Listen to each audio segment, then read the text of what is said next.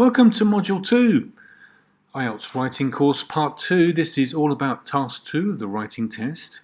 We're going to go into the basics of what the test is about, why it is not easy. Well, that's obvious, but we'll look at more detail of why it's not easy, what you should do first, and what you should be learning first.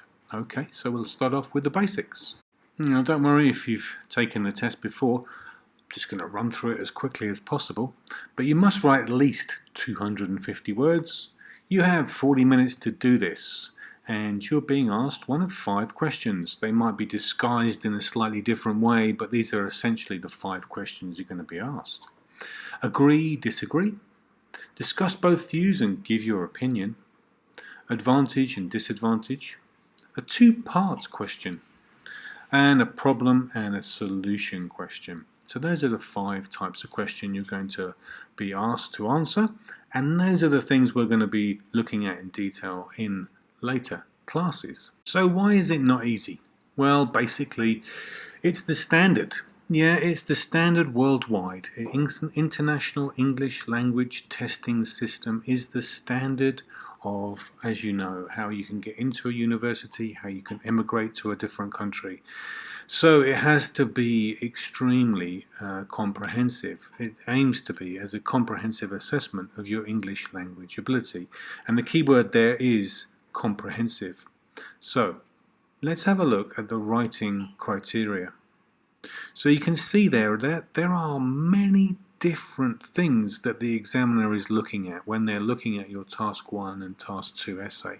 We'll look at these in detail later, but you can see, just looking briefly at there is a number of different things. So learning one thing isn't going to do it. Learning something that you think is going to quickly get you there is not going to do it. These are all focusing, and will focus in our classes, on getting you up to 6.5, 7 and above.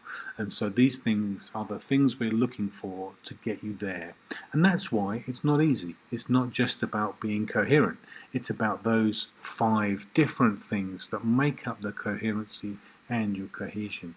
It's not about just answering the question. It's got 5 different elements, or at least 3 or 4 different elements to answering the question.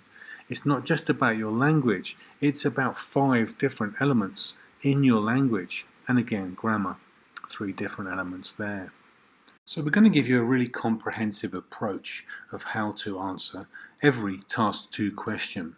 And the first thing you're going to have to do in every question is read the question, obviously.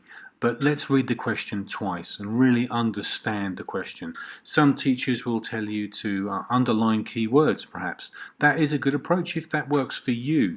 But really understand that question. Find out which question it is. Is it a agree, disagree? Is it a advantage, disadvantage? Find out what kind of question it is. By the time you get to the test, you'll know exactly how to organize that answer, because you'll have lots of practice.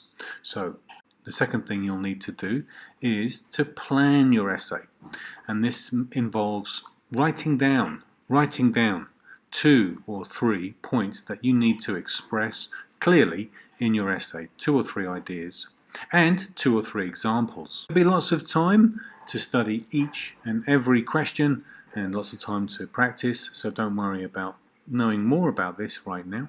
Just to share with you a general outline of what we're going to do in later classes. So what should I learn? Maybe that's the question you're asking yourself. Now, you probably had at least a few looks at some of these Task 2 questions and wondered what should be the first approach. Now, the very beginning that you're always going to have to do is paraphrase that question.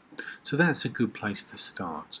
And that's what we'll look at in our next class, and we'll focus on that. Later we'll get to the actual structure of each essay and how you should organize the sentence by sentence structures, which will really help you. And as you start to learn that, you start to see familiarities between certain questions and how you can focus on getting those 7 and above scores. Okay, well done. Good job so far. See you in the next class.